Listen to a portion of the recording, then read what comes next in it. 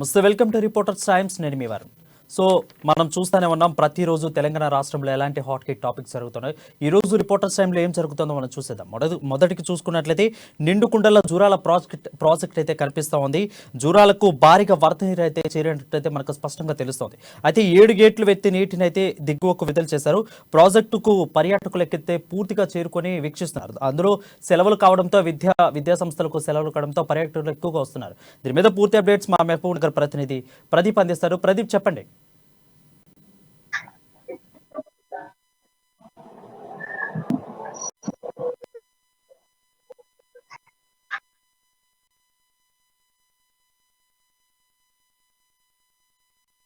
అయితే ఎక్కడ చూసినా కూడా వరదల తాటికైతే ఎక్కువగా కనిపిస్తూ ఉంది.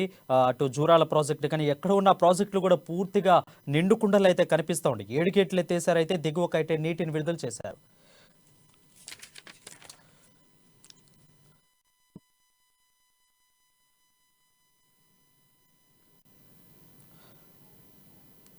అది చూసుకున్నట్లయితే నిండుకుండల జూరాల ప్రాజెక్ట్ అయితే కనిపిస్తూ ఉంది. మనకి ప్రత్యక్షంగా చూసుకున్నట్లయితే విద్యా సంస్థలకు సెలవు ఉండడంతో డ్యామ్ చెంతకరైతే పర్యాటకులు పూర్తిగా చేరుకుంటున్నారు. సో దీని మీద పూర్తి అప్డేట్స్ మా మహబూబ్ నగర్ ప్రతినిధి ప్రదీప్ అందిస్తారు. ప్రదీప్, చెప్పండి.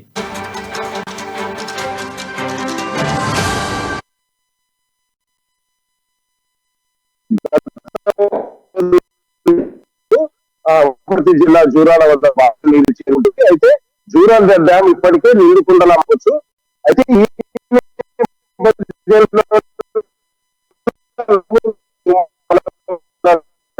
సందర్శన అయితే అంటే కురుస్తున్న వర్షాల తెలంగాణ వ్యాప్తంగా విద్యా సంస్థలకు సెలవు ప్రకటించడంతో కుటుంబాలు, స్నేహితులు మరియు మిత్రులతో కలిసి జూరాల డ్యామ్ వద్దకు చేరి సందర్శిస్తున్న నేపథ్యం ఉంది.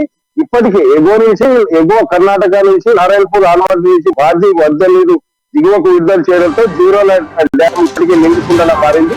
అయితే నిండుకుండల జూరాల ప్రాజెక్ట్ కనిపిస్తాం. సో నెక్స్ట్ మనం చూసుకున్నట్లయితే గోదావరి కూడా ఉగ్రూరుకుందాల్సినట్టు తెలుస్తోంది. 50.5 అడుగులకైతే గోదావరి నీటి మట్టం పెరుగుతుంది. ఆల్రెడీ 2 ప్రమాద హెచ్చరికలు జారీ చేశారు.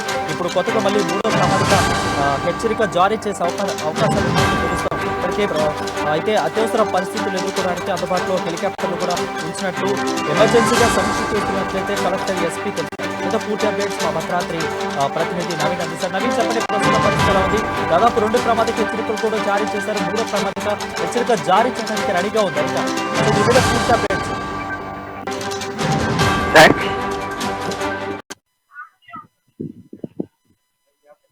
Thank you Varun. అయితే గత కొన్ని రోజులుగా ఉమ్మడి ఖమ్మం జిల్లాలో కురుస్తున్నటువంటి భారీ వర్షాలకైతే ఇటు అనేక ప్రాజెక్టులు కానీ లేకపోతే ఈ చెరువులు అయితే నిండుతున్న పరిస్థితి అయితే ముఖ్యంగా మనం చూసుకుంటే భద్రాచల గోదావరి తగ్గి మళ్ళీ పెరుగుతున్నట్లుగా కూడా చూడొచ్చు. ముఖ్యంగా మనం చూసుకుంటే గోదావరిలో ప్రస్తుతానికైతే 52 అడుగుల దగ్గరలో కూడా ఈ యొక్క గోదావరి ప్రవహిస్తున్నట్లుగా మనం చూసుకోవచ్చు. అయితే ముఖ్యంగా మనం చూసుకుంటే ఈ విజువల్స్ లో మనం చూసుకుంటే సుమారు 52 అడుగులనైతే గోదావరి నీటి మట్టం తాకుతున్నట్లుగా కూడా మనం చెప్పొచ్చు. ముఖ్యంగా ఈ యొక్క గోదావరి నీటి ఈ యొక్క ఇంకొక అడుగు పెరిగితే మాత్రం 3వ ప్రమాద హెచ్చరికను జారీ చేసే అవకాశం ఉన్న నేపథ్యంలో ఇది జిల్లా యంత్రాంగం మొత్తం కూడా రక్షణ చర్యలు చేపట్టేందుకు సమాయత్తం అవుతున్నట్లుగా కూడా మనం చెప్పొచ్చు. ముఖ్యంగా మనం చూసుకుంటే ఏదైతే ఈ పర్యావహక ప్రాంతాల్లో, లోతట్టు ప్రాంతాల్లో ఉన్న ప్రజలందరినీ కూడా రక్షించేందుకు ముందస్తు రక్షణ చర్యలలో భాగంగా ఏదైతే ఒక హెలికాప్టర్ ని కూడా ఈ జిల్లా యంత్రాంగం సిద్ధంగా ఉంచినట్లుగా మనం గమనించవచ్చు. అయితే ఈ చెర్ల రూట్ అనేక ప్రాంతాలకు వెళ్లే దారులు కూడా గోదావరి నీటి మట్టం పెరుగుతుండటంతో ఆ రహదారులు మొత్తం కూడా స్తంభించిన పరిస్థితి కూడా ఉంది. ఏదైతే చెర్ల, దుమ్ముగూడెం ప్రాంతాలు భద్రాచలం నుంచి వెళ్లే రహదారులు అయితే పూర్తిగా క్లోజ్ అయినట్లుగా కూడా మనం చూడొచ్చు. అదే విధంగా ఇప్పుడు మనం చూసుకుంటే ఈ యొక్క గోదావరి ఇంకొక అడుగు పెరిగినట్టయితే 3వ ప్రమాద హెచ్చరిక అయితే జారీ చేస్తారు. అయితే గతంలో అయితే ఈ గోదావరి అనేది 72 అడుగులకు పైన కూడా ప్రవహించిన నేపథ్యంలో పోయేసారి అనేక ప్రాంతాలలో కూడా ఈ యొక్క నీటి మట్టం పెరగడం వలన అక్కడ ప్రతి గ్రామాలలోకి నీరు వచ్చిన పరిస్థితి కూడా ఉంది. అయితే చాలా నష్టం వాటిల్లని కూడా చూడొచ్చు. కానీ పోయిన సంవత్సరం ఏదైతే ప్రాణ నష్టం అయితే ఎక్కువ కలగలేదని కూడా చెప్పొచ్చు. అయితే పోయిన సంవత్సరాన్ని దృష్టిలో పెట్టుకొని ఇప్పుడైతే ప్రస్తుతానికి ఈ సంవత్సరం అయితే జిల్లా అధికారులు ముందస్తు చర్యలు తీసుకుంటున్నట్లుగా కూడా చూడొచ్చు. అయితే ఈ యొక్క వరదలు పెరుగుతున్న నేపథ్యంలో ఇటు జిల్లా మంత్రిగా ఉన్నటువంటి అంటే రవాణా శాఖ మంత్రి పువ్వాడ అజయ్ కుమార్, అదే విధంగా ఇక్కడ జిల్లా కలెక్టర్ గా చేసి వెళ్ళినటువంటి అనుదీప్ అయితే ప్రత్యేక అధికారిగా ఇక్కడికైతే వచ్చినట్లుగా కూడా చూడవచ్చు. ఎందుకంటే ఇటు పువ్వాడ అజయ్ కుమార్, అదే విధంగా అనుదీప్ ఇద్దరి సమన్వయం బాగుందనే ఉద్దేశంతో రాష్ట్ర ప్రభుత్వం అయితే అనుదీప్ ని, హైదరాబాద్ కలెక్టర్ గా ఉన్నటువంటి అనుదీప్ ని ఇక్కడికి ప్రత్యేక అధికారిగా కూడా పంపించారు. అదే విధంగా ఇప్పుడు నూతనంగా వచ్చినటువంటి ప్రియాంక అలా, జిల్లా ఎస్పీ డాక్టర్ వినీత్, వీళ్ళందరూ కూడా ఈ యొక్క వరదల సమీక్షిస్తున్నారని కూడా చెప్పొచ్చు. అయితే గత కొద్దిసేపటి క్రితం అయితే ఈ యొక్క వరదలపై అయితే ఎటువంటి అంటే ముందస్తు చర్యలు తీసుకోవాలని అధికారులకు దిశానిర్దేశం చేసేందుకు జిల్లా కలెక్టర్, అదే విధంగా జిల్లా ఎస్పీ ఇద్దరు కూడా అంటే ఇప్పుడు ఒక విలేకరుల సమావేశం కూడా ఏర్పాటు చేసినట్టు తెలుస్తుంది. అయితే ఏదైతే లోతట్టు ప్రాంతాల ప్రజలు ఉన్నారో వారందరినీ కూడా సురక్షిత ప్రాంతాలకు రావాలని అయితే వీరైతే చెప్తున్నట్టుంది.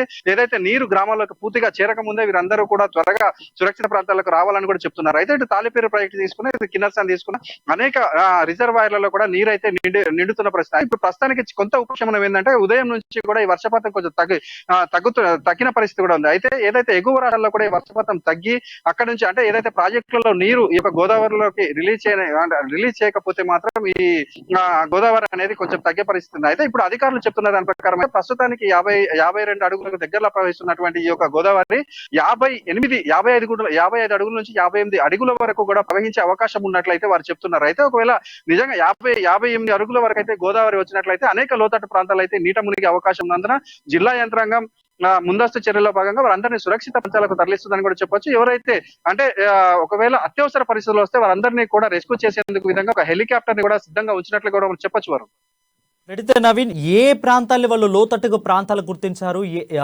ఆల్రెడీ చూసుకున్నట్లయితే 3వ ప్రమాద హెచ్చరిక జారీ చేసే అవకాశాలు ఉన్నాయి. సో లోతట్టు ప్రాంతాలు ఏ ప్రాంతాలను గుర్తించారు? అక్కడ ప్రజలకి ఎలాంటి అప్రమత్తాలు జారీ చేశారు? లోతట్టు ప్రాంతాలు ఇప్పుడు ప్రస్తుతానికి అయితే ఇవి అని అంటే అది చాలా ప్రాంతాలు కూడా లోతట్టు ప్రాంతాలుగా ఉన్నాయి. ఇప్పుడు మనం చూసుకుంటే బుర్గపాడు మండలం కావచ్చు, ఏదంటే భద్రాచలంలో అనేక గ్రామాలు, అదేవిధంగా పినపాకకు సంబంధించినటువంటి కొన్ని గ్రామాలలో కూడా ఈ యొక్క గోదావరి పరివాహక ప్రాంతాలుగా కూడా ఉన్న పరిస్థితి కూడా ఉంది. గోదావరి పరివాహక ప్రాంతాల్లో ఉన్నటువంటి అనేక ప్రాంతాలను ఇప్పుడు చెర్లలో కూడా కొన్ని అంటే లోతట్టు ప్రాంతాలు వీటన్నిటినీ కూడా అధికారులు అయితే ముందస్తుగా గుర్తించినట్లుగా కూడా మనం చూడవచ్చు. అయితే వీరు ముందుగా ఏదైతే మొదటి ప్రమాద హెచ్చరికలు ఏ మునుగుతాయి, తర్వాత ఇలా 3వ ప్రమాద హెచ్చరిక వరకు కూడా ఏ గ్రామాలు మునుగుతాయి వారు ముందే ఒక అంటే గ్రామాల లిస్టు సిద్ధం చేసుకున్నట్లుగా అయితే వీరు ఏదైతే గోదావరి పెరుగుతున్న నేపథ్యంలో అంటే ఈ 3వ ప్రమాద హెచ్చరిక జారీ చేసినట్లయితే అక్కడ ఉన్నటువంటి గ్రామాల ప్రజలను కూడా ఈ సురక్షిత ప్రాంతాలకు తరలించే విధంగా అయితే వీరు ఒక రక్షణ చర్యలు కూడా తీసుకుంటున్నారని కూడా చెప్పొచ్చు. ప్రణయ్, నవీన్, చూసుకున్నట్లయితే హెల్ప్ లైన్ నెంబర్ల వాళ్ళకి ఏమైనా ఇచ్చారా? అదేవిధంగా ఎలాంటి ఫెసిలిటీస్ వాళ్ళకి కనిపిస్తున్నారు? అంటే లోతట్టు ప్రాంతాల ప్రజలకైతే అవగాహన కల్పించినట్లయితే తెలుస్తుంది. సో ఈ ప్రాంతాల్లో మీరు సురక్షితంగా ఉండొచ్చు, అలాంటి ఎలాంటి ప్రాంతాల పేర్లు ఏమని చెప్తున్నారా? వాళ్ళ గవర్నమెంట్ ఫుడ్ కానీ ఎలాంటి ఫెసిలిటీస్ కల్పించే సిద్ధంగా ఉంది?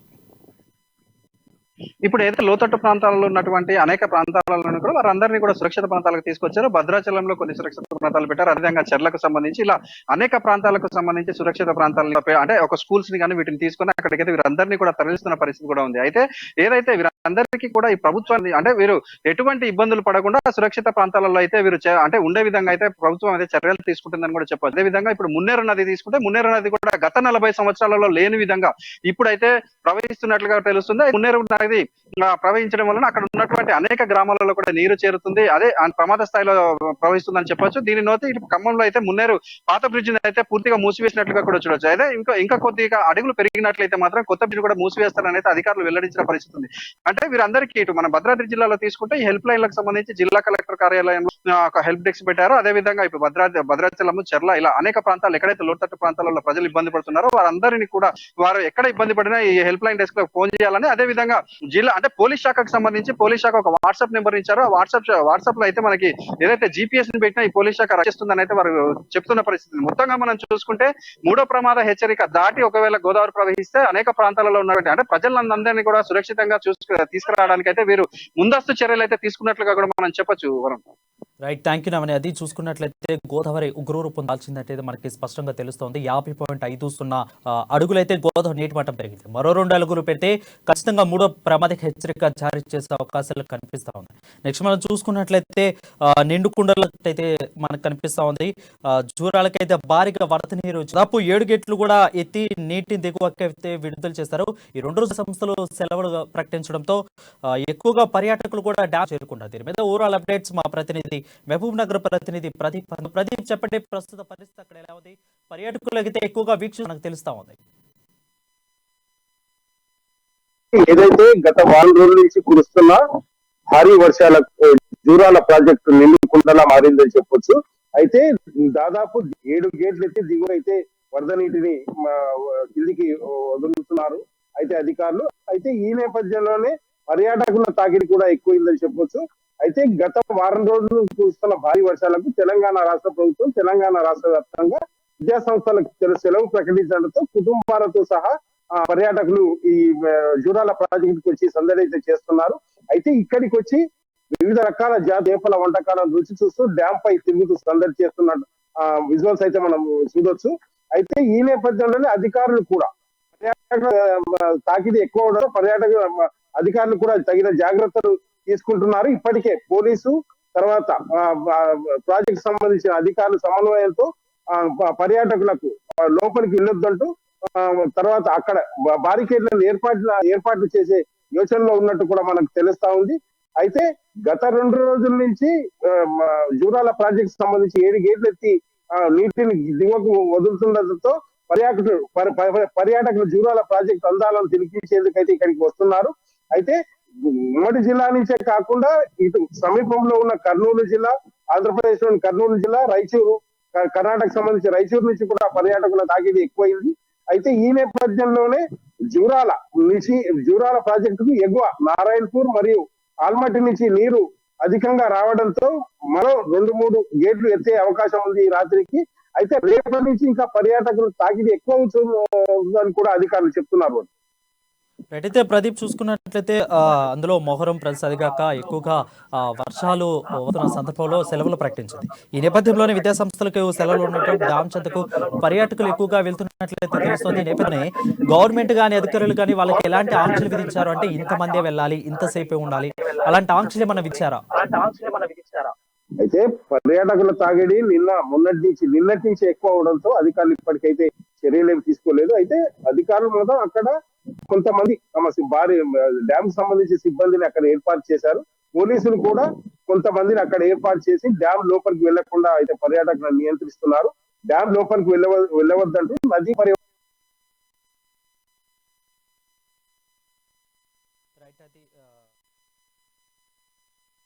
నిండుకుండల జూరాల ప్రాజెక్ట్ అయితే మనకి తెలుస్తూ ఉంది. అయితే ఎక్కువగా చూసుకున్నట్లయితే పర్యాటకులు కూడా చాలా జాగ్రత్తగా ఉండాలి. Thank you Pradeep. అది నెక్స్ట్ మనం చూసుకున్నట్లయితే కడెం ప్రాజెక్టు కూడా ముప్పు పొంచి ఉందంటే తెలుస్తోంది. వరుసగా 2వ సారి డేంజర్ జోన్లోకి కడెం ప్రాజెక్ట్ తెలుస్తోంది. అయితే మంత్రి ఇంద్రకరణ్ రెడ్డి కూడా దేవుడి పైన భారం వేసినట్టు మనకు తెలుస్తోంది. ప్రభుత్వ తీరుపై విపక్షాలు పూర్తిగా ఫైర్ అవుతున్నట్లు తెలుస్తోంది. కడెం ప్రాజెక్టు గత ఏడాదిలోనే నిధులు కేటాయించింది రాష్ట్ర ప్రభుత్వం.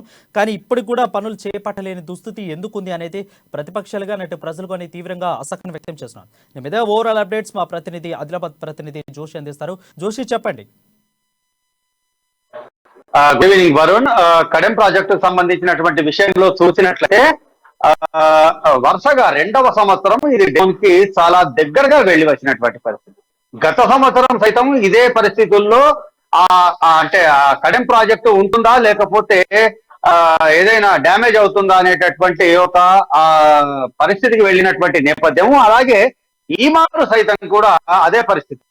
గత సంవత్సరం ఏవైతే 4 గేట్లు ఓపెన్ తర్వాత ఇప్పుడు సంవత్సర కాలం పాటు కూడా అంటే మధ్యలో దానికి సంబంధించి నిపుణుల బృందం రావడము, వాటిని పరిశీలించడము ఇదంతా జరిగినప్పటికీ కూడా మళ్ళీ ఈ వర్షాకాలం, ఈ భారీ వర్షాల కారణంగా ఏదైతే నిన్న డ్యామ్ పై నుండి వరద నీరు ప్రవహించినటువంటి పరిస్థితులు అయితే ఏవైతే ఉన్నాయో అవన్నిటినీ చూసినట్లయితే అలాగే ఈ మంత్రి ఇంద్రకరణ్ రెడ్డి, నిర్మల్ జిల్లాకు సంబంధించినటువంటి నిర్మల్ కు ప్రాతినిధ్యం వహిస్తున్న ఎమ్మెల్యేగా ఉన్నటువంటి ఇంద్రకరణ్ రెడ్డి డ్యామ్ ని సందర్శించినటువంటి సందర్భంలో దీనికి ఏమీ చేయలేనటువంటి పరిస్థితి, దేవుడిపైనే భారం అనేటటువంటి వ్యాఖ్యలు ఏవైతే చేశారో ఇవి చాలా తీవ్రంగా పరిగణించాల్సినటువంటి సందర్భం అయితే కనిపిస్తుంది.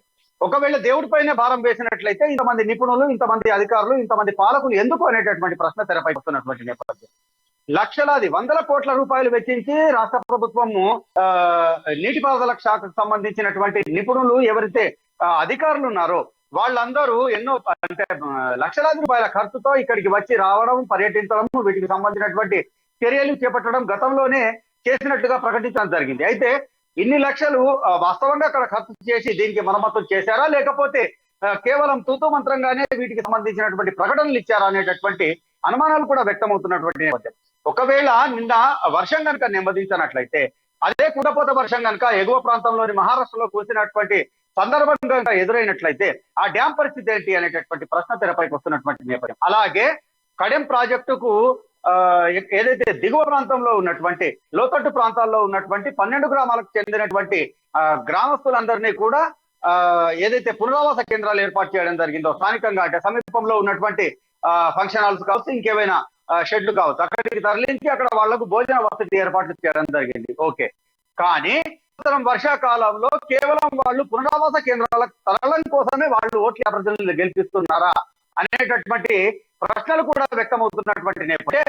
ఎమ్మెల్యేగా ఉన్నటువంటి వ్యక్తి కావచ్చు, మంత్రిగా ఉన్నటువంటి వ్యక్తి కావచ్చు, వీళ్ళిద్దరూ నుండి ఈ వర్షాకాలం వరకు ఏం చేస్తున్నారు, నిపుణుల బృందం ఏం చేసింది, వాళ్ళ సందర్భంలో వాళ్లకు అప్పటి పరిస్థితులు అనుగుణంగా వాళ్ళు చర్యలు తీసుకోలేరా అనేటటువంటి ప్రశ్న ఒకటైతే, గత గుణపాఠాలు నేర్చుకోకపోవటము పాలకులకు ఇటు అధికారులకు తగదు అనే ఒక విషయం కూడా ఇక్కడ వ్యక్తమవుతున్నటువంటి నేపథ్యం. వేయాల్సినటువంటి పరిస్థితులు కనుక ఉన్నట్లయితే పాలకులు, అధికార యంత్రాంగం ఇవన్నీ కూడా ఏది అవసరం లేదు.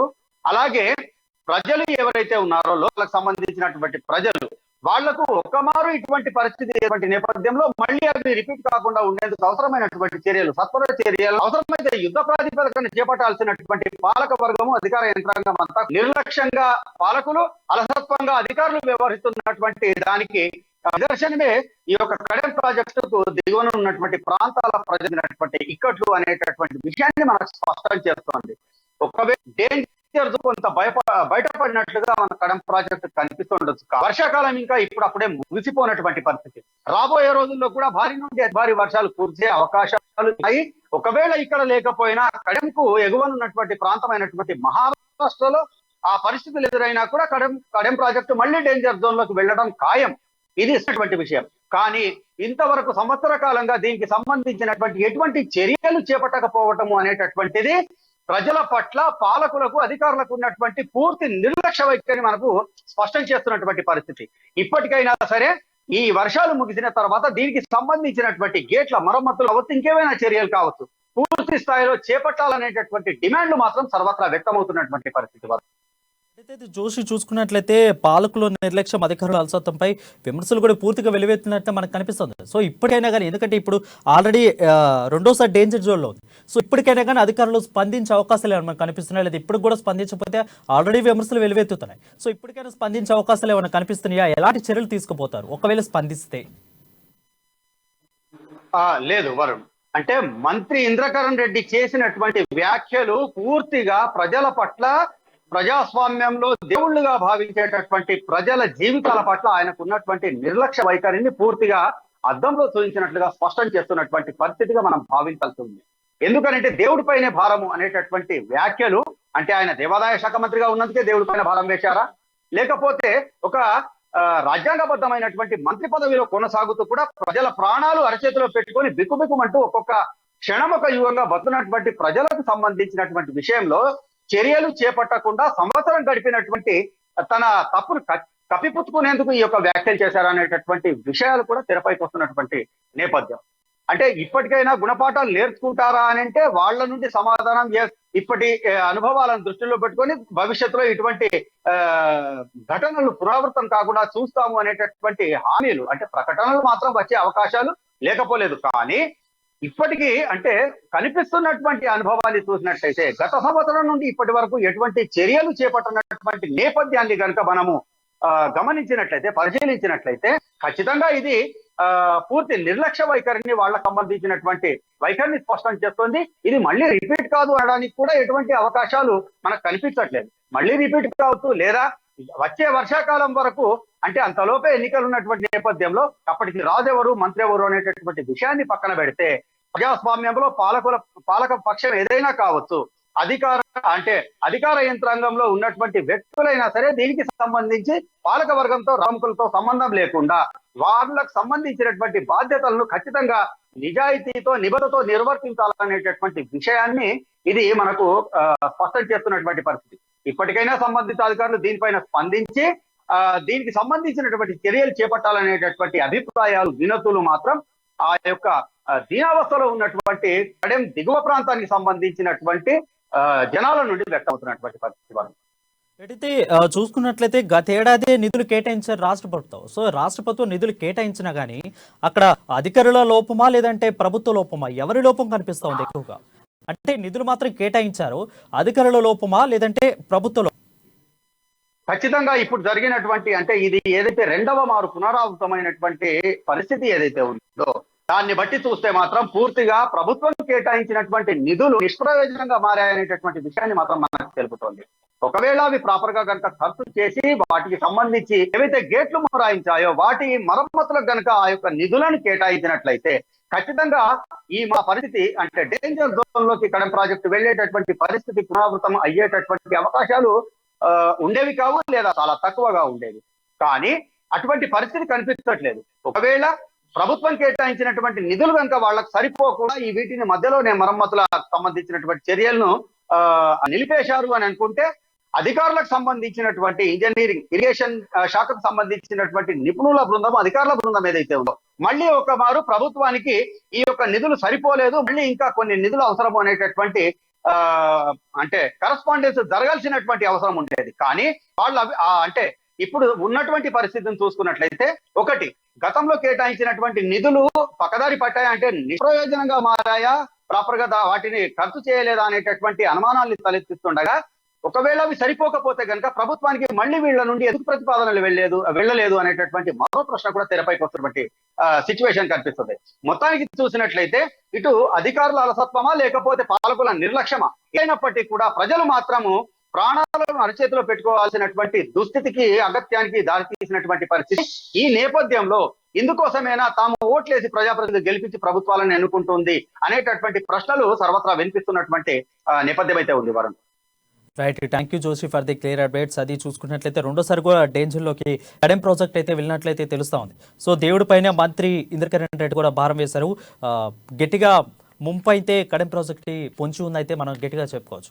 రైట్, అది నెక్స్ట్ మనం చూసుకున్నట్లయితే నల్గొండ డిస్టిక్లో వర్షం అయితే దంచి కొడుతుంది, పొంగి పొర్లుతున్నట్లు వాకలు అయితే కనిపిస్తోంది, నిండు కుండల చెరువులు కుంటలు కూడా కనిపిస్తూ ఉంది. అయితే వర్షాలపై మంత్రి జగదీష్ రెడ్డి అయితే సమీక్ష నిర్వహించారు. అదేవిధంగా కేతపల్లి మూసీని కూడా జిల్లా కలెక్టర్ అయితే పరిశీలించారు. దీని మీద పూర్తి అప్డేట్స్ మా నల్గొండ ప్రతినిధి కిరణ్ అందిస్తారు. కిరణ్, చెప్పండి, ప్రస్తుత పరిస్థితి అక్కడ ఎలా ఉంది?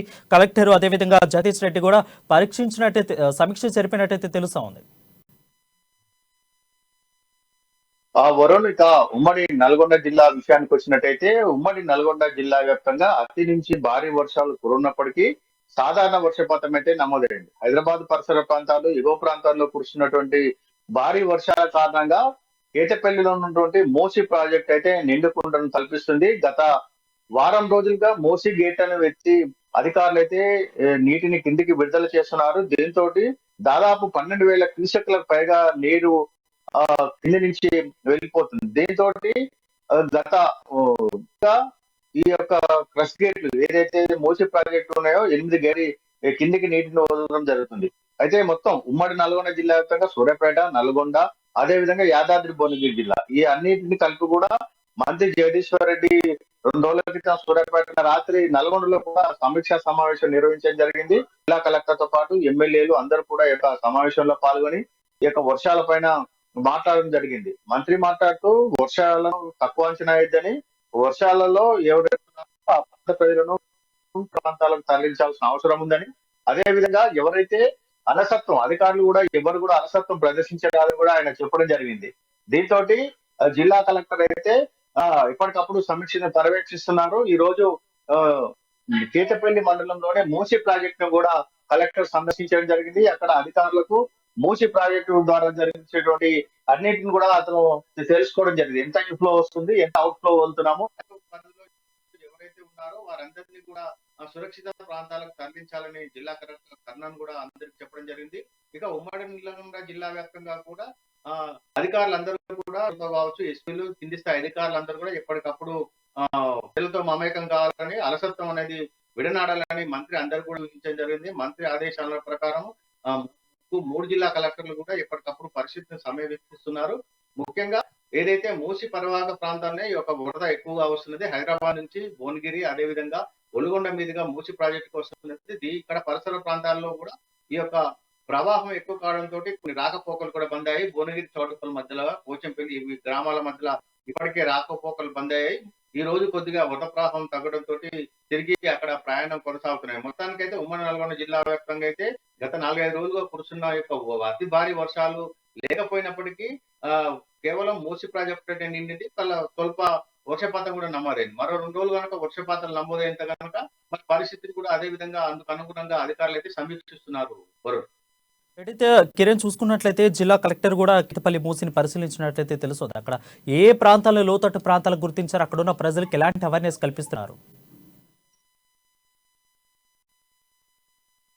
అయితే జిల్లా మంత్రి చెప్పిన దాని ప్రకారము అందరూ కూడా ఈ యొక్క అధికారులు అయితే అలసత్వం విడనాడాలని చెప్పి ఎప్పటికప్పుడు కూడా సమీక్షిని పర్యవేక్షిస్తున్నారు. ముఖ్యంగా నల్గొండతో పాటు సూర్యాపేట, యాదాద్రి, భువనగిరి జిల్లా వారందరూ కూడా ఎప్పటికప్పుడు పరిస్థితి సమీక్షిస్తున్నారు. మూసి నుంచి ఎక్కువగా వాటర్ వస్తున్న నేపథ్యంలో మూసి పరివాహక ప్రాంతంలో ఉన్నటువంటి ప్రజలైతే అప్రమత్తం చేయడంతో పాటు ఇటు ఎవరైతే చేపల వేటకు వెళ్తారో, అదేవిధంగా పశువులను ఇట్లా మేపుతందుకు ఆ యొక్క సమీప ప్రాంతాలకు వెళ్తారో వారందరినీ కూడా వెళ్ళనియొద్దని కూడా చెప్పడం జరిగింది. అదేవిధంగా పరిస్థితులు సమీక్షించడంతో పాటు ఎక్కువ వర్షాలు వచ్చినట్టయితే ఆ వర్షాలకు ఏ విధంగా స్పందించాలి, ప్రజలకు ఏమేమి అవసరాలు ఉంటాయి, ఆ అవసరాలు ఏ విధంగా తీర్చాలి, లోతట్టు ప్రాంత ప్రజలు ఒకవేళ ఈ వర్షం నీటికి మునిగిపోయినట్టయితే ఆ ప్రాంత ప్రజలను ఏ విధంగా రక్షించాలనే దానిపైన కూడా సమీక్ష నిర్వహించి అధికారులు ఎవరు కూడా ఈ 2-3 రోజులు ఎవరు కూడా సెలవులు తీసుకోవద్దని, ప్రజలతో పాటు మమేకం కావాలని, వర్షాభావ ప్రాంతాలు ఎక్కువగా ఉన్న చోట ముందుగానే గుర్తించి వారికి అన్ని సౌకర్యాలు కూడా కల్పించాలని కూడా చెప్పడం జరిగింది. 3 జిల్లాల కలెక్టర్లను సమన్వయం చేసుకుంటూ మంత్రి జగదీష్ రెడ్డి ఎప్పటికప్పుడు ఏర్పాట్లను వర్షాభావ పరిస్థితులను అయితే సమీక్షిస్తున్నారు. Varun, right, thank you Kiran. అది చూసుకున్నట్లయితే నల్గొండలో కూడా యావత్ నల్గొండ మొత్తం కూడా దంచి కొడుతుంది వర్షం అనేది తెలుస్తోంది. అటు జగదీష్ రెడ్డి కానీ ఇటు కలెక్టర్ కానీ ఇద్దరు కూడా కేతపల్లి మూసీని అయితే పరిశీలించినట్లయితే మనకు తెలుస్తోంది. Thank you Kiran. నెక్స్ట్ మనం చూసుకున్నట్లయితే ఉమ్మడి వరంగల్ జిల్లాలో కూడా వరదలు అతలకుతలం చేస్తున్నాయి. వరంగల్లో భీకర వర్షం అయితే కురుస్తున్నట్లయితే మనకు తెలుస్తోంది. కాజీపేట, హనుమకొండలో 17 కాలనీలు కూడా పూర్తిగా జల దిగ్బంధంలో మునిగిపోయి ఒక్కో కుటుంబానికి ₹1,00,000 నష్టపరిహారం లక్షల్లో ఉన్నట్టయితే తెలుస్తోంది. పూర్తి అప్డేట్స్ మా వరంగల్ ప్రతినిధి స్వామి అందిస్తాడు. స్వామి, చెప్పండి, ప్రస్తుత పరిస్థితి అక్కడ ఎలా ఉంది? చూసుకున్నట్లయితే ఒక్కో కుటుంబానికి లక్షల్లో నష్టం ఉన్నట్లయితే తెలుస్తోంది. ఎవరైనా అధికారులు అక్కడ సమీక్షించారా? Good evening Varun. మొత్తానికైతే ఉమ్మడి వరంగల్ జిల్లా వ్యాప్తంగా కాజీపేట, వరంగల్, హన్మకొండ ట్రై సిటీలను ఆనుకొని మాత్రం ముప్పు ప్రాంతాలు 10 నుంచి 15 కాలనీలు మాత్రము ముప్పు ప్రాంతాలకు గురైన చెప్పుకోవచ్చు. జల దిగ్బంధంలో కూరుకుపోయిందని చెప్పుకోవచ్చు. కానీ మొత్తానికైతే కలెక్టర్ సిద్ధా పట్నాయక్ కూడా, మంత్రి ఎర్రబెల్లి దయాకర్ రావు, అట్లాగే సత్యవతి రాథోడ్ కూడా వీళ్ళంతా సమీక్ష సమావేశంలో కూడా మొత్తానికైతే కాలనీ వాసులకు ఎప్పటికప్పుడు సహాయ చర్యలు తెలుస్తా ఉంది. మొత్తానికైతే సహాయ చర్యలు చేపట్టిన ములుగు జిల్లాలో కూడా మంత్రి ఎర్రబెల్లి దయాకర్ రావు, అట్లాగే భూపాలపల్లి కూడా వాళ్ళ సహాయక చర్యలు తీసుకుంటున్నారు చెప్పుకోవచ్చు. మొత్తానికైతే అక్కడికి ఆర్మీ హెలికాప్టర్ ద్వారా కూడా సహాయాన్ని అందించడానికి కూడా ఆ ములుగుతో పాటు భూపాలపల్లి జిల్లా కూడా చేరుకున్న పరిస్థితి కనపడుతుంది. కానీ మొత్తానికైతే ఇవాళ బీజేపీ రాష్ట్ర ప్రచార ఎన్నికల ప్రచార చైర్మన్ హైదరాబాద్ ఎమ్మెల్యే కూడా ఇవాళ వరంగల్కు రావడం జరిగింది. మొత్తానికైతే తులసి బార్ చౌరస్తాలో చూసుకుంటే దీన్ దయాల్ కాలనీ కూడా సందర్శించాడు. మొత్తానికైతే ఇక్కడ ముంపు ప్రాంతానికైతే ఎక్కువ పేదలే జల దిగ్బంధంలో చిక్కుపోయారని తెలుస్తా ఉంది. మొత్తానికైతే ఆయన కామెంట్ కూడా చేసిన పరిస్థితి అయితే కనపడుతుంది. అంటే ఉన్నత ఆయన గ్రేటర్ వరంగల్, హైదరాబాద్ తరహాలో కూడా గ్రేటర్ వరంగల్ తీర్చిదిద్దుతాము, మొత్తం న్యూయార్క్ టైపులో కూడా ఇవాళ ఉమ్మడి వరంగల్ జిల్లాను చేస్తానని చెప్పిన కేసీఆర్ ఇప్పుడు ఏమైంది అని చెప్పి కూడా ఆయన కామెంట్ చేసిన పరిస్థితి అయితే కనపడతా ఉంది. మొత్తానికైతే ఉమ్మడి వరంగల్ జిల్లాలో బీజేపీలో ఒక ప్రెస్ మీట్ అయితే నిర్వహించారు. ఒకరికి మాత్రం ప్రతి కుటుంబానికి పేదరికాన్ని చూడకుండా కూడా ఒక కుటుంబానికి నష్టపరిహారం కింద ₹1,00,000 నష్టపరిహారం అందించాలని చెప్పి కూడా ప్రెస్ మీట్ లో కామెంట్ చేసిన పరిస్థితి కనపడుతుంది. తూతూ మంత్రంగా సహాయ చర్యలు తీసుకుంటారని తప్ప మనసు పూర్తిగా కానీ ప్రభుత్వం ఇష్టానుసారంగా కూడా ప్రజలకు చర్యలు తీసుకోవట్లేదు. సహాయ చర్యలు అందకనే కూడా మేడారం ఘటన కావచ్చు, కొండాయి ఘటన కావచ్చు, మళ్ళీ అనే ఘటన కూడా కావచ్చు జరిగిందని చెప్పిన ఘాటైన కామెంట్ చేసిందని అనుకోవచ్చు. అయితే 15 కాలనీలు కూడా పూర్తిగా జల దిగ్బంధంలో వెళ్ళిపోయినట్లు మనకు తెలుస్తోంది. దాదాపు ఒక్కొక్క కుటుంబానికి లక్షల్లో నష్టపరిహారం ఇవ్వాలని అయితే తెలుస్తోంది. అయితే గవర్నమెంట్కి నివేదికలు ఏమైనా అందినయా అంటే లక్షల్లో పరిహారం ఇవ్వాలని? సో ఒకవేళ నివేదికలు వెళ్తే నష్టపరిహారం చెల్లించే అవకాశాలు ఏమైనా కనిపిస్తున్నాయా? రైతు వరుణ్ మొత్తానికైతే ఇప్పటికే ప్రభుత్వ సహాయ చర్యలు తీసుకుంటుంది. దానికి కూడా ఆ అంటే తెలంగాణ రాష్ట్ర వ్యాప్తంగా ముప్పు ప్రాంతాల పైన కూడా సీఎం కేసీఆర్ ఇక్కడ మంత్రివర్గం ఆ ఉమ్మడి వరంగల్ జిల్లాలో కలెక్టర్ల సహాయంతో కూడా సర్వే నిర్వహించి కూడా నష్టపరిహారం లక్షల్లో ఉంటుందా, ఒక వేలల్లో ఉంటుందా, ఎవరికి ఎంత నష్టం జరిగిందని చెప్పి కూడా ఓవరాల్ గా వాళ్ళకు ప్యాకేజీ కేటాయించాలైతే ఎక్కువ కనపడుతుంది. మొత్తానికైతే ప్రభుత్వం అండగా ఉంటుందని చెప్పి కూడా మంత్రి ఎర్రబెల్లి దయాకర్ చెప్పిన పరిస్థితి అయితే కనపడుతూ ఉంది. వట్టేపల్లి భద్రకాళి చెరువు కూడా పూర్తిగా ఉప్పొంగుతున్నట్లయితే తెలుస్తా ఉంది. సో పరివాహక ప్రాంతాలు కూడా చుట్టూ కూడా కొంచెం నీటి మునిగినట్టు తెలుసు. అక్కడ పరిస్థితి ఎలా ఉంది? రైతు వరుణ్ ఇటు హన్మకొండకు ఆనుకొని ఉన్న వడ్డపల్లి చెరువు కూడా ఒక్కోసారి భారీ వర్షాలకు ఉప్పొంగడంతో కూడా ఇటు వరంగల్ నడిబొడ్డున ఉన్న భద్రకాళి చెరువు కూడా ముప్పు ప్రాంతాలకు అయితే ఉప్పొంగడంతో కూడా మత్తళ్ళు పడి కూడా ముప్పు ప్రాంతాల కాలనీ వాసులకు ఇంట్లో నుంచి బయటికి రాకుండా జల దిగ్బంధం చేసిన పరిస్థితి అయితే ఈ రెండు చెరువులు చేసినాయని చెప్పుకోవచ్చు. మొత్తానికైతే ఈ చుట్టుపక్కల అంటే చుట్టూ 16 మా తూత్పాలికగా లెక్క తాత్కాలికంగా చేశారు పనులే తప్ప సిమెంట్ కాంక్రీట్ తో చేసి చుట్టూ 16 కూడా తిప్పి ఆ నాలాలు కూడా సరిగ్గా సిమెంట్ తో చేస్తే బాగుండేది. అట్లా చేయకనే మాత్రము ఈ ముంపు ప్రాంతాలకు భద్రకాళి చెరువు నుంచి వడ్డపల్లి చెరువు నుంచి కూడా మత్తలు నీరు కూడా కాలనీ ముంపు ప్రాంతాల కాలనీకి చేరినాయని అనుకోవచ్చు.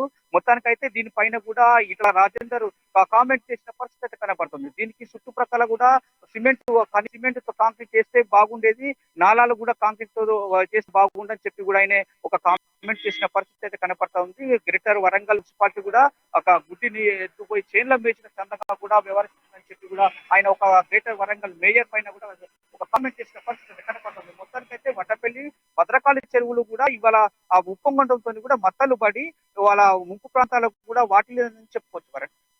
రైట్, థ్యాంక్ యూ స్వామి. అది చూసుకున్నట్లయితే గ్రేటర్ వరంగల్లో కూడా అతలకుతలం చేస్తుంది వరదలైతే. ఎక్కువగా 15 కాలనీలు జల దిగ్బంధంలో ఉన్నట్లయితే మనకు తెలుస్తుంది. Thank you Swamy for the updates. Next మనం చూసుకున్నట్లయితే కరీంనగర్లో కూడా కుండపోత వర్షం కురుస్తూ ఉంది.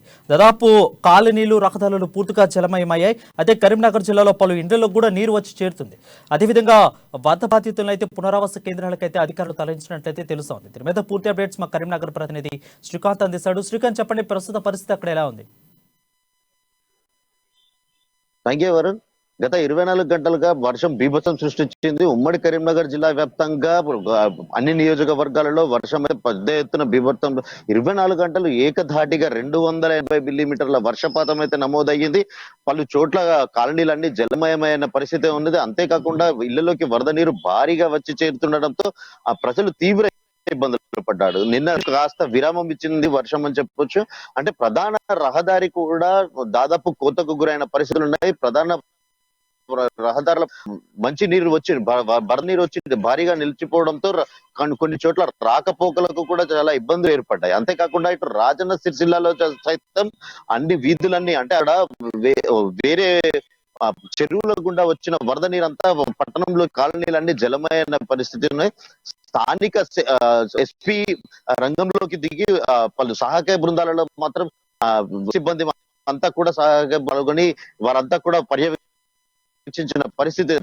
నియోజకవర్గానికి వస్తే వేములవాడ నియోజకవర్గంలో దాదాపు 70 కుటుంబాలు అంటే రాజన్న సిరిసిల్ల జిల్లాలో 70 కుటుంబాలను పునరావాస కేంద్రాలు తరలించి వారినంతా కూడా అంటే నీళ్ళు జలమయమైన వారిని అందరినీ కూడా వసతుల కింద తరలించి వారందరికీ కూడా మంచినీరుతో పాటు భోజన వసతి కూడా ఉచిత సదుపాయం అందిస్తున్న పరిస్థితి అయితే నెలకొంది. అంటే ఇటు జగిత్యాల జిల్లాలో కూడా చాలా చోట్ల రహదారులన్నీ కూడా జలమయమైన పరిస్థితి ఉన్నాయి. అంతేకాకుండా పలు చోట్ల కోతకు గురయ్యి అంటే చెరువులు గుంటలు అన్ని మత్తడి దూకిన పరిస్థితి అయితే నెలకొంది.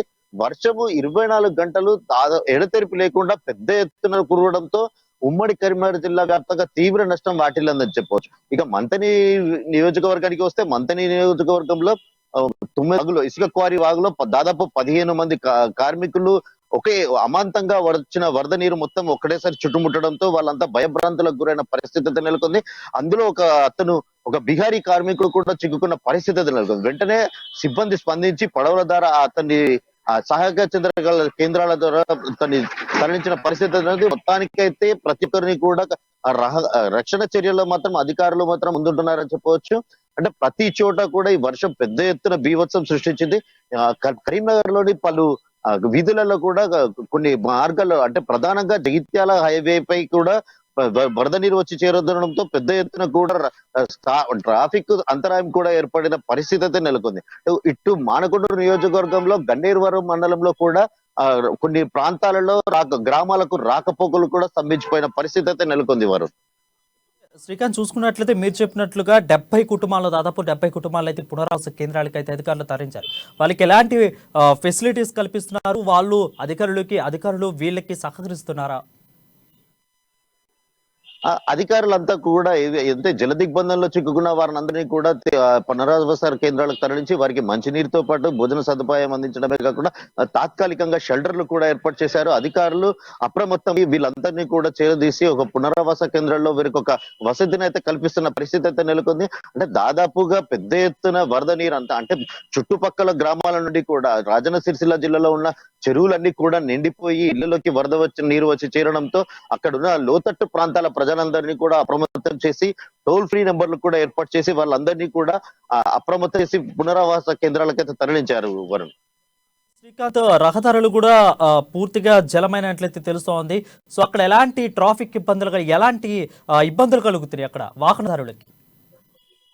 మనం విజువల్స్ లో చూస్తున్నాం వరుణ్. అయితే ఇది ప్రధానంగా Sircilla Godavarikhani to Hyderabad state highway 1. ఇది ప్రధానంగా ఈ సుల్తానాబాద్ పరిసర ప్రాంతాల్లో మాత్రం వరద నీరు పెద్ద ఎత్తున వచ్చి చేరడంతో ఈ రోడ్ అంతా కూడా జలమయమైన పరిస్థితి ఉంది. అంటే ఈ దాదాపుగా ఈ వరద నీరు అంతా వచ్చి చేరడంతో కొద్దిసేపు ట్రాఫిక్ అంతరాయం కలిగింది. స్థానిక అధికారులు స్పందించి వెంటనే మున్సిపల్ సిబ్బందితో నీటిని తరలించే ప్రయత్నం అయితే చేశారు. అక్కడ ఉన్న నీటిని అంతా తరలించి ట్రాఫిక్ కొద్దిసేపు నిలిచిపోయిన అనంతరం మళ్ళీ పునరుద్ధరించారు. అంటే ప్రధాన హైవే ఇదైతే స్టేట్ హైవే 1 అని కూడా చెప్పబడుతుంది.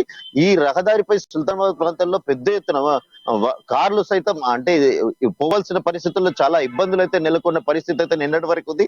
ఈ రోజు కాస్త వర్షం తగ్గుముఖం పట్టింది. నిన్న రాత్రి నుంచి కూడా వర్షం కాస్త విరామం ఇవ్వడంతో ఈ రోజు కాస్త ఊపిరి పీల్చుకునే పరిస్థితి అయితే నెలకొంది. వారు రైట్, థ్యాంక్ యూ శ్రీకాంత్. అది చూసుకున్నట్లయితే తెలంగాణ మొత్తం కూడా కుండపోత వర్షాలు కురుస్తూ ఉంటాయి. తెలుగు రాష్ట్రాల్లో పూర్తిగా కూడా కొన్ని ప్రాంతాలు అయితే జల దిగ్బంధంలో ఉన్నట్లు తెలుస్తుంది. అటు కాలనీలు ఇటు రహదారులు పూర్తిగా కూడా జలమైన పరిస్థితి నెలకొంది. Thank you Srikanth for the updates. Next మనం చూసుకున్నట్లయితే నిజామాబాద్లో కూడా వాన పీపస్తం సృష్టిస్తుంది.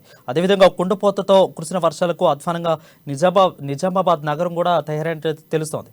ప్రభుత్వ తీరుపై కాంగ్రెస్ నేతలు అయితే పూర్తిగా ఫైర్ అవుతున్నారు. 9 ఏళ్లలో ప్రభుత్వం నిజామాబాద్కు చేసింది ఏమీ లేదు, ఇదేనా మీరు చేసింది అయితే కాంగ్రెస్ నేతలు అయితే గట్టిగా విమర్శిస్తున్న పరిస్థితి కనిపిస్తా ఉంది. కాంగ్రెస్ హయాంలోనే అండర్ గ్రౌండ్ డ్రైనేజీ ఏర్పాటు చేసినట్లయితే ఇప్పుడు ఈ పరిస్థితి వచ్చేది కాదు అని మహేష్ కుమార్ గౌడ్ అంటున్నారు. దీని మీద పూర్తి అప్డేట్స్ మా ప్రతినిధి నవీన్ అందిస్తారు. నవీన్, చెప్పండి. నిజామాబాద్ జిల్లాలో విస్తారంగా వర్షాలు కురుస్తున్నాయి. గత వారం రోజులుగా కురిసిన వర్షాలకు పూర్తిగా నిజామాబాద్ పట్టణం మొత్తం జలమయమైన పరిస్థితి కనిపిస్తుంది. అనేక ప్రాంతాలు లోతట్టు ప్రాంతాలు కూడా పూర్తిగా నీటి చేరుకోవడంతో కూడా ప్రజలు కూడా ఇబ్బంది పడుతున్న పరిస్థితి కనిపిస్తుంది. అయితే వారికి తాము అండగా ఉన్నామంటూ కూడా కాంగ్రెస్ పార్టీ చెందినటువంటి నాయకులు వారికి ఈరోజు అన్నదాన కార్యక్రమం కూడా నిర్వహిస్తున్నారు. అయితే మనకు నిజామాబాద్ జిల్లాలో పరిస్థితిపై మనతో మాట్లాడడానికి TPCC working president Mahesh Kumar Goud ఉన్నారు. వేరే అడిగి మరుగుతుంది. చెప్పండి, ప్రధానంగా గతంలో చూసుకుంటే ఇప్పుడు కూడా వర్షాలు కురిసినప్పుడు కూడా ఎక్కడ ప్రాంతాలు కూడా అక్కడే అలాగే ఉన్నాయి. అనేక ప్రాంతాల్లో నీళ్ళు చేరిన పరిస్థితి కనిపిస్తుంది. ఎలా చూస్తున్నా అసలు?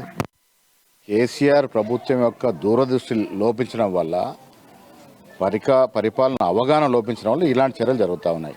9.5 ఏళ్లుగా అధికారంలో ఉన్నారు. ఈ మాత్రం అనుభవం నేర్చుకోకుంటే ఎట్లా? ఈ 9.5 ఏళ్ళలో దాదాపు 3 సార్లు మనకి ఇలాంటి పరిస్థితులు ఎదురైనాయి. విపరీతమైన వానలు పడడం, ఎక్కడికక్కడ రోడ్లు కొట్టుకుపోవడం. ఇలా రోడ్ల పరిస్థితి చూస్తే మొదటి రోజు వానకి రోడ్లు కొట్టుకుపోయినాయి. అంటే ఎంత నాసి రకంగా మీరు కాంట్రాక్టర్లకు ఇస్తున్నారు, ఎంత కమిషన్లు తింటారో ఎంత స్పష్టమవుతా ఉంది. వాన ఒక రోజు పడితే చాలు పాపం బీద జనం ఇళ్ళకి నీళ్ళు వచ్చేస్తున్నాయి. ప్రతి ఇల్లు ఒక బాయిలాగా తలపిస్తూ ఉన్నది. సో ఈ రకంగా 9.5 ఏళ్ళు అధికారులు ఉండి కూడా ఆ అనుభవాన్ని నుంచి పాఠాలు నేర్చుకోకుండా ఇప్పుడు కూడా దూరదృష్టి లేకపోవడం, పరిపాలన అస్తవ్యస్తం ఉండడం వల్ల ఇలాంటి పరిస్థితులు ఏర్పడతా ఉన్నాయి. హైదరాబాద్ లాంటి మహానగరం, నిజామాబాద్ లాంటి ఇంత పెద్ద నగరంలో కూడా ఒక్క 2-3 గంటలు వాన పడితే చాలు మామూలు జనం బయటకు వెళ్ళలేని పరిస్థితి. ఎక్కడికక్కడ నీళ్ళు నిండిపోతూ ఉన్నాయి. 100 కోట్లు తీసుకొచ్చి పెడతామని చెప్తా ఉన్నారు. ఎటుపోతా ఉన్నాయి?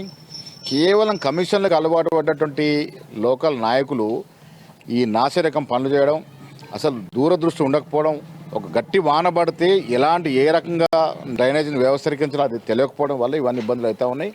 దీనికి తోడు 5-6 రోజులుగా వానలు పడుతున్నాయి. కేసీఆర్ ఎక్కడో ఒకటికి అర్థం కాదు.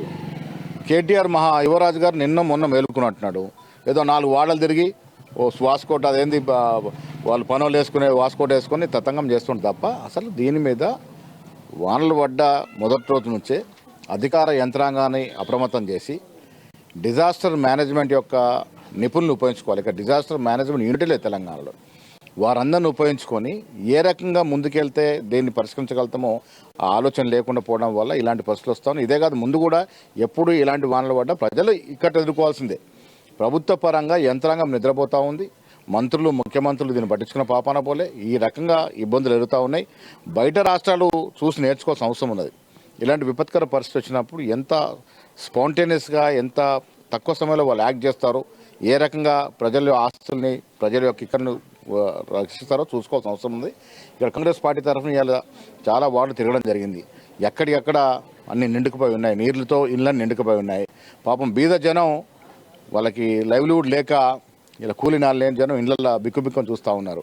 కాంగ్రెస్ పార్టీ తరఫున వారికి బియ్యాన్ని పంచుతూ ఉన్నాం, చాలా చోట్ల వంట వండి వారికి ధాన్యాన్ని ఇస్తూ ఉన్నాం, అన్నాన్ని ఇస్తూ ఉన్నాం, నిత్య ధరలు ఇస్తూ ఉన్నాం. ఏదేమైనా మేము చేసేది ఉడతాబత్తి సాయం మాత్రమే. ప్రభుత్వ పరంగా అందాల్సిన సాయం ఇంతవరకు అందట్లేదు. తక్షణమే ప్రభుత్వ యంత్రాంగం ఎక్కడ ఎంత నీరు వచ్చింది, ఎంత నష్టమైంది, ముఖ్యంగా పేద ప్రజానికానికి ఏ రకంగా ఈ 4-5 రోజులు వారికి నిత్యావసర సరుకులు ఇచ్చి ఆదుకోవాలో దాని మీద ధ్యాస పెట్టాల్సిన అవసరం ఉన్నది. నిజామాబాద్ పరిస్థితి కూడా చాలా అధ్వానంగా ఉన్నది. మరి ఇక్కడ శాసనసభ్యుడు ఏం చేస్తుందో అలా తిరిగి వెళ్ళిపోతూ ఉన్నారు. అది కాదు, ఇక్కడ కూర్చొని కలెక్టర్ని, రెవెన్యూ యంత్రాంగాన్ని, మున్సిపల్ యంత్రాంగాన్ని అప్రమత్తం చేసి ఎప్పటికప్పుడు ఈ సమస్యల పట్ల అవగతం చేసుకొని వారికి సహకారం చేయాల్సిన అవసరం ఉన్నది. నగరానికి కూడా 100 కోట్లు కేటాయిస్తున్నాం తీర్చిదిద్దామని చెప్తున్నారు. నిజామాబాద్ నగరానికి 100 కోట్లు 4 ఏళ్ళు చెప్తున్నారు. ఆ 100 కోట్లు తీసుకొచ్చి మధ్యన డివైడర్లు వేసి పూల చెట్లు పెట్టి అది కూడా పెద్ద కుంభకోణం. ఆ డబ్బులు దండుకోవడం తప్ప నిజామాబాద్ సుందరీకరణ చేసింది ఏంటి? సుందరీకరణ చేయాలంటే ఫస్ట్ డ్రైనేజ్ వ్యవస్థ కరెక్ట్ ఉండాలి కదా. అండర్ గ్రౌండ్ డ్రైనేజ్ ఇచ్చింది ఎవరు? కాంగ్రెస్ పార్టీ కదా. ఆనాడు జయపాల్ రెడ్డి గారు యూనియన్ అర్బన్ డెవలప్ మినిస్టర్ ఉండి దాదాపు 130 కోట్లు ఆనాడు ఇచ్చిందే. దాన్ని ఇంక ఇప్పుడు కూడా కంప్లీట్ చేయలేకపోయినారు. ఇది ఎప్పటి మాట? మేము ఇచ్చింది 2011-12లో ఆ ఫండ్స్ ఇస్తే ఇప్పుడు దాన్ని ఎస్కలేట్ చేసి దాని యొక్క ఫండ్స్ అంతా పెంచి 300 కోట్లు తీసుకుపోవాలి. ఈ రోజు కూడా కంప్లీట్ కాని పరిస్థితి మేము ఇచ్చిన స్కీము. సో డ్రైనేజ్ వ్యవస్థ కరెక్ట్ లేకుంటే ఎప్పుడు వానలు పడ్డా చిన్నపాటి వర్షం పడితే కూడా ఇదే పరిస్థితి ఉంటుంది. రోడ్లను నిండుకుంటాయి, జనం బయటకు వెళ్ళిన పరిస్థితి ఉండదు. మీరు డ్రైనేజ్ వ్యవస్థను సరిగా చేయకుండా మధ్యన సుందరీకరణ అని డివైడర్లు వేసి ఒక చెట్టు పెడితే సరిపోదు కదా. ప్రజలు ఇవన్నీ గ్రహిస్తూ ఉన్నారు. మీ 100 కోట్ల స్కీమ్ పనిచేయలే, మీరు తీసుకొచ్చే సంక్షేమ పథకాలు పనిచేయట్లేదు. ప్రధానంగా ముందస్తు చూపు లేకపోవడంతో పూర్తిగా ఇటు ప్రజలు కూడా ఇబ్బంది పడుతున్నారని చెప్పి చెప్తున్నారు. కేవలం అండర్ గ్రౌండ్ డ్రైనేజ్ ఏర్పాటు చేస్తే మాత్రం ఇలాంటి పరిష్కారం ఉండదని చెప్పి చెప్తున్నారు. ప్రధానంగా ఇటు 100 కోట్లు కేటాయించమని చెప్తున్నారు రాష్ట్ర ప్రభుత్వము. ఇలాంటి అభివృద్ధిగా రైట్, థ్యాంక్ యూ నవీన్. అదే చూసుకున్నట్లయితే 9 ఏళ్లలో ప్రభుత్వం నిజామాబాద్ చేసింది ఏమీ లేదు, ఇదేనా మీరు చేసింది? మొదటి రోజే రోడ్లు కూడా వర్షం పడితే పూర్తిగా ఒట్టుపోయిన పరిస్థితి నెలకొంది. నాణ్యత లేని రోడ్లు వేస్తున్నారని కాంగ్రెస్ నాయకులు మహేష్ కుమార్ గౌడ్ అంటున్నారు. యావత్ తెలంగాణ ఒక నిజామాబాద్లోనే కాదు, కరీంనగర్, నల్గొండ, వరంగల్, ఆదిలాబాద్, భద్రాద్రి ప్రతి చోట కూడా వర్షం పూర్తిగా అస్తవ్యస్తంగా మారుతున్న పరిస్థితి కనిపిస్తోంది. ప్రజలు కూడా పూర్తిగా అప్రమత్తంగా ఉండాలి అని తెలంగాణ ప్రభుత్వం కూడా చెప్తా ఉంది. సో ఇది ఇవాళ రిపోర్టర్స్ టైం. మరొక రిపోర్టర్స్ టైంలో మళ్ళీ కలుద్దాం. అంటే చూస్తూనే ఉండండి అమ్మా న్యూస్, నిజం కోసం క్షణం కోసం.